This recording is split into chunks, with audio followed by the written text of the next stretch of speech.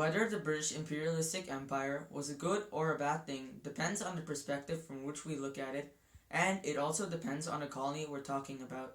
However, overall, the British Empire has had both good and bad effects on its colonies. If we were to count the pros and the cons of the British Empire, you would say the harm it caused to certain colonies was greater than the benefits they took from them. What is imperialism? Imperialism is the act of expanding a country's empire through the use of force, colonization, or coercion. During the 15th and 16th centuries, large and powerful European countries, like Spain and England, put forth considerable effort to acquire and rule other countries and territories.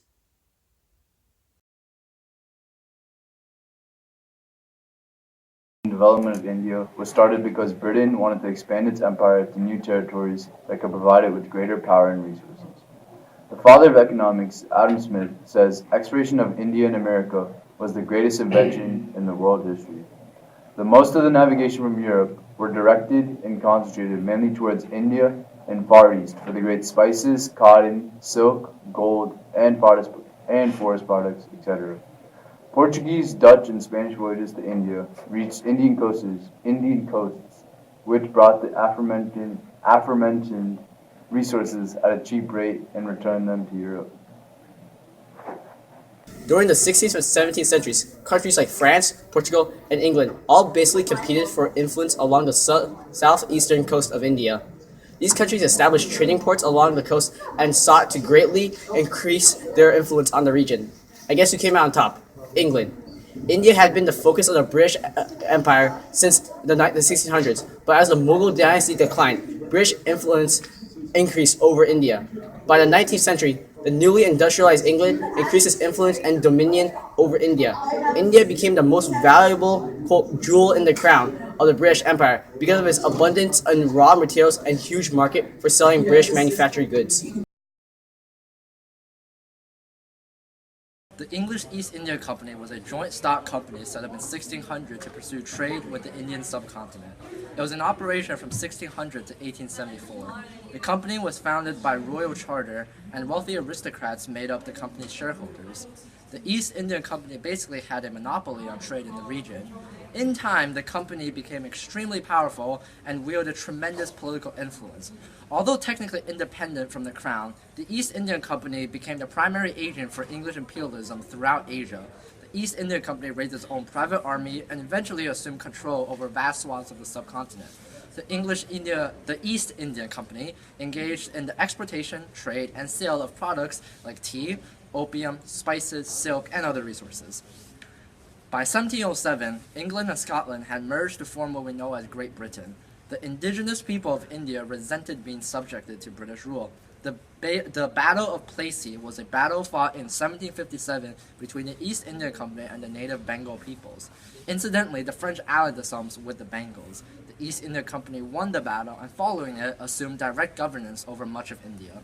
Between 1757 and 1858, the East India Company was basically the official government of India. This was called Company Rule or Company Raj, Raj being the Hindi word for rule. So the bottom line you need to remember here is that the British East India Company ruled India.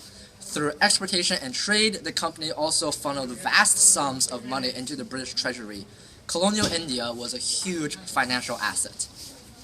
Now, remember when he said that the East India Company had its own army? Well, not all members of the army were British. Especially among the lower ranks, it was common for Indians to serve. And of course, even though they were serving in the company's army, many native Indians held national sentiments and deep down inside resented the British rule. The Indian Rebellion of 1857 took place between May 1857 and June 1858, when British members of the East India Company's army rebelled and took up arms against their British rulers.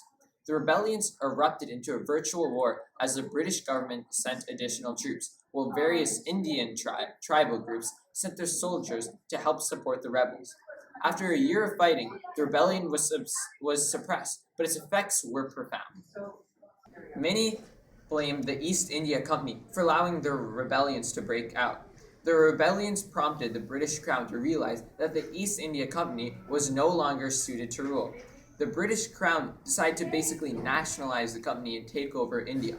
Under the Government of India Act of 1858, which was passed by Parliament in August of that year, the British Crown officially took over governance of India. This transition ushered in the era of British Raj, which lasted from 1858.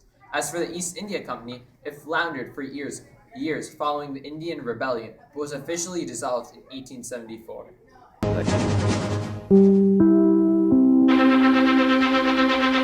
This is an NBC News special report. Here's Lester Holt. Modern progressive nations, European nations, seek to control garden spots in the tropics. Under their direction, these places can yield the tropical produce that the citizens need. In return, the progressive nations bring to the people of those garden spots the foodstuffs and manufactures they need. They develop the territory by building roads, canals, railways, and telegraphs. The progressive nations can establish schools and newspapers for the people of the colonies. They can also give these people the benefit of other blessings of civilization, which they have not the means of creating themselves. My name is J.A.R. Marriott. I'm a British man currently residing in India. British brains, British Empire, and British capital have changed the face of India. Means of communication have developed. There are a great number of bridges, more than 40,000 miles of railway, and 70,000 miles of paved road. These testify to the skill and might of British engineering. Irrigation works on a very large scale have brought 30 million acres under cultivation. This has greatly added to the agricultural wealth of this country. Industry has also begun to rise. India has now improved sanitation and a higher standard of living. It has a fine transportation system and carefully thought out schemes for relief work. Because of these things, famines have almost now dissipated. My name is Ramesh Dutt. Englishmen have given the people of India the greatest human blessing, peace. They introduced Western education. This has brought ancient and civilized nation in touch with modern thought, modern sciences, and modern life. They have built an administration that is strong and efficient. They have framed wise laws and have established courts of justice. The effort of the Parliamentary Select Committee in 1812 was to discover how they, Indian manufacturers, could be replaced by British manufacturers and how British industries could be promoted as an express of Indian industries. To sum up the whole, the British rule has been, morally, a great blessing, politically, peace and order on one hand, and on the other, material impoverishment. The natives call the British system the knife of sugar. That is to say, there is no oppression and it is all smooth and sweet. But it is the knife, nevertheless. The British occupy almost all of the higher places in every department of government. Natives, no matter how fit, are deliberately kept out of the social institutions started by Europeans. All the Europeans do is live off of India while they are here. When they go, they carry all they have gained. Englishmen have given the people of India the greatest human blessing, peace. They introduced Western education. This has brought an ancient and civilized nation in touch with modern thought, modern sciences, and modern life. They have built an administration that is strong and efficient. They have framed wise laws and have established courts of justice. The effort of the Parliamentary Select Committee in 1812 was to discover how Indian manufacturers could be replaced by British manufacturers and how British industries could be promoted at the expense of Indian industries. The chief business of the East India Company in its early period, the very object for which it was started, was to carry Indian manufactured goods, textiles, etc., as well as spices and the like from the East to Europe, where there was a great demand for these articles. With the development in industrial techniques in England, a new class of industrial capitalists arose. They were demanding a change in this policy. The British market was to be closed to Indian products and the Indian market open to British manufacturers. The British Parliament, influenced by this new class, began to take a greater interest in India and the working of the East India Company. To begin with, Indian goods were excluded from Britain by legislation, and as the company held a monopoly in the Indian export business, this exclusion influenced other foreign markets also. This was followed by vigorous attempts to restrict and crush Indian manufacturers by various measures and internal duties, which prevented the flow of Indian goods within the country itself. British goods, meanwhile, had free entry. The Indian textile industry collapsed after vast numbers of weavers and artisans. The process was rapid in Bengal and Bihar. Elsewhere, it spread gradually with the expansion of British rule and the building of railways. It continued throughout the 19th century, breaking up other old industries also. Shipbuilding, metalwork, glass, paper, and many crafts were broken up. Thus, the economic development of India was stopped, and the growth of new industries were prevented. A typical colonial economy was built up. India became an agricultural colony of industrial England. It supplied raw materials and provided markets for England's industrial goods. The destruction of industry led to unemployment on a vast scale. The poverty of the country grew. The standard of living fell to terribly low levels. India both benefited from and was limited by British colonialism. On the positive side, the British built the world's third largest railroad in India. When completed, the railroads enabled India to develop a modern economy and brought unity to the connected regions. Modern roads, telephones, telegraphs, dams, bridges, and irrigation canals soon followed. Sanitation and public health soon improved. Schools and colleges were founded and literacy increased. Social practices like female infanticide, child marriage, sati, polygamy, and a rigid caste system were against human dignity and values, and they were thusly abolished.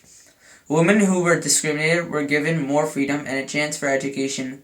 British troops cleared central India of bandits and put an end to local warfare among competing local rulers.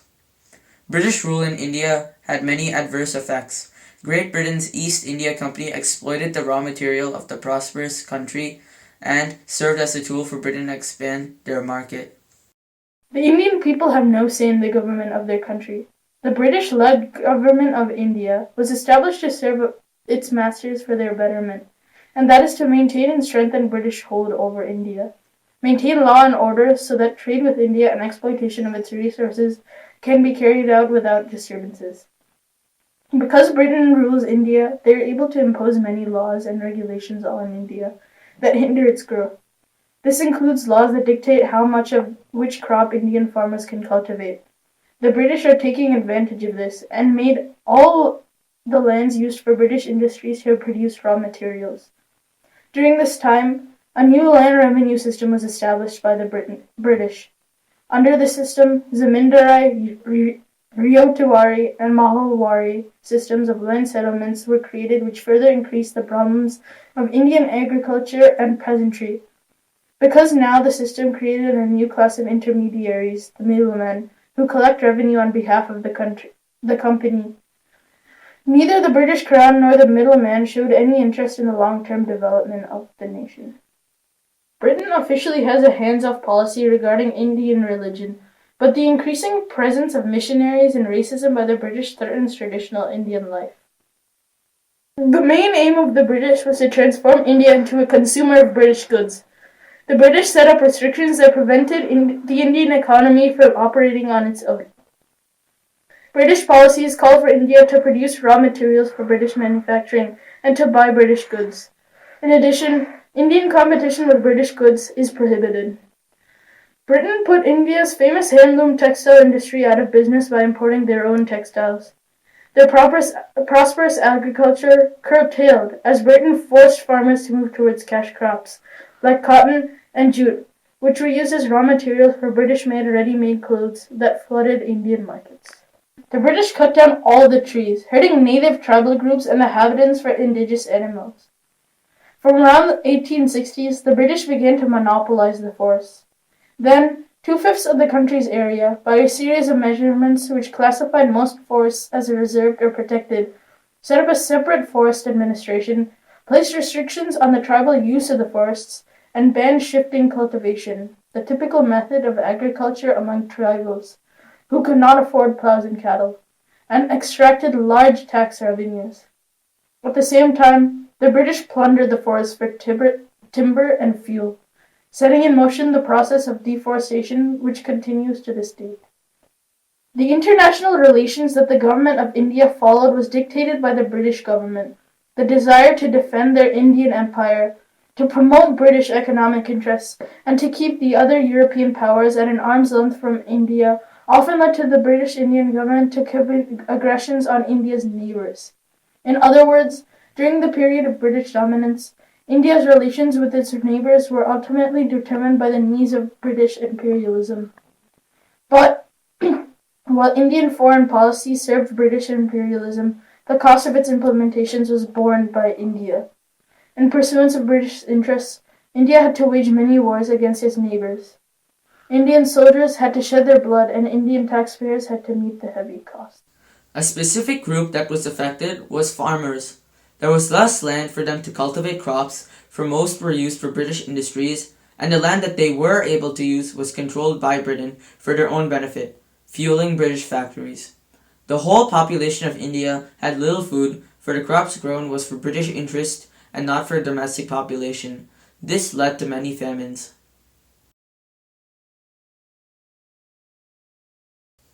The British have to pay for infrastructure such as the building of roads, telephone lines, railroads, and development.